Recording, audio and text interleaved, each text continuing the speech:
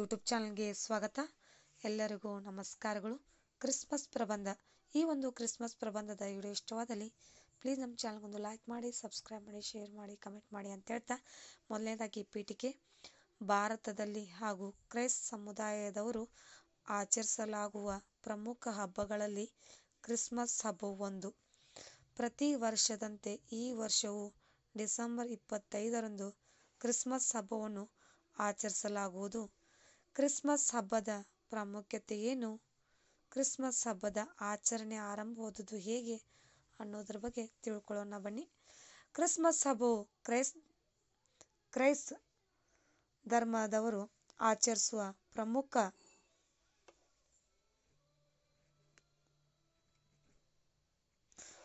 ಧರ್ಮದವರು ಆಚರಿಸುವ ಪ್ರಮುಖ ಹಬ್ಬಗಳಲ್ಲಿ ಒಂದಾಗಿದೆ. ಇದನ್ನು ಪ್ರತಿ ವರ್ಷ ಡಿಸೆಂಬರ್ 25ರಂದು ಕ್ರಿಸ್ಮಸ್ ದಿನವಾಗಿ ಆಚರಿಸಲಾಗುತ್ತದೆ. ಕ್ರಿಸ್ಮಸ್ನ ಸಂಭ್ರಮವು ಒಂದು ದಿನ ಮುಂಚಿತವಾಗಿ ಅಂದರೆ ಡಿಸೆಂಬರ್ 24ರಿಂದ ಪ್ರಾರಂಭವಾಗುತ್ತದೆ. ಕ್ರಿಶ್ಚಿಯನ್ ಧರ್ಮದ ಜನರು ಈ ದಿನವನ್ನು ಯೇಸು ಕ್ರಿಸ್ತನ ಜನ್ಮದಿನವೆಂದು ಆಚರಿಸುತ್ತಾರೆ.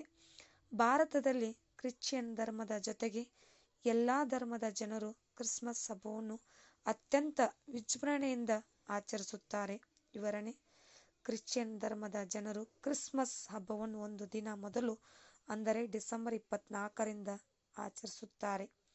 ಡಿಸೆಂಬರ್ 24ರ ಮಧ್ಯರಾತ್ರಿ ಜನರು ಚರ್ಚ್ಗೆ ಹೋಗುತ್ತಾರೆ ಮತ್ತು ಅಲ್ಲಿ ವಿಶೇಷ ಪೂಜೆಯನ್ನು ಮಾಡಲಾಗುತ್ತದೆ. ಕ್ರಿಶ್ಚಿಯನ್ ಧರ್ಮದ ಜನರು ತಮ್ಮ ದೇವನಾದ ಯೇಸು ಕ್ರಿಸ್ತನನ್ನು ಈ ದಿನ ನೆನೆಯುತ್ತಾರೆ. ನಂತರ ಕ್ರಿಸ್ಮಸ್ ಹಬ್ಬದ ದಿನದಂದು ಪರಸ್ಪರ ಅಭಿನಂದಿಸಿ ಮತ್ತು ಉಡುಗೊರೆಗಳನ್ನು ವಿತರಿಸುತ್ತಾರೆ. ಆದರೆ ಕ್ರಿಸ್ತಕ 330ರ ಹೊತ್ತಿಗೆ ರೋಮ್ನಲ್ಲಿ ಕ್ರಿಶ್ಚಿಯನ್ ಧರ್ಮದ ಪ್ರಚಾರವು ವೇಗವಾಗಿ ಬೆಳೆಯಲು ಪ್ರಾರಂಭಿಸಿತು. ರೋಮ್ನಲ್ಲಿ ಕ್ರೈಸ್ತ ಧರ್ಮದ ಅನುಯಾಯಿಗಳ ಸಂಖ್ಯೆ ಹೆಚ್ಚಾಯಿತು.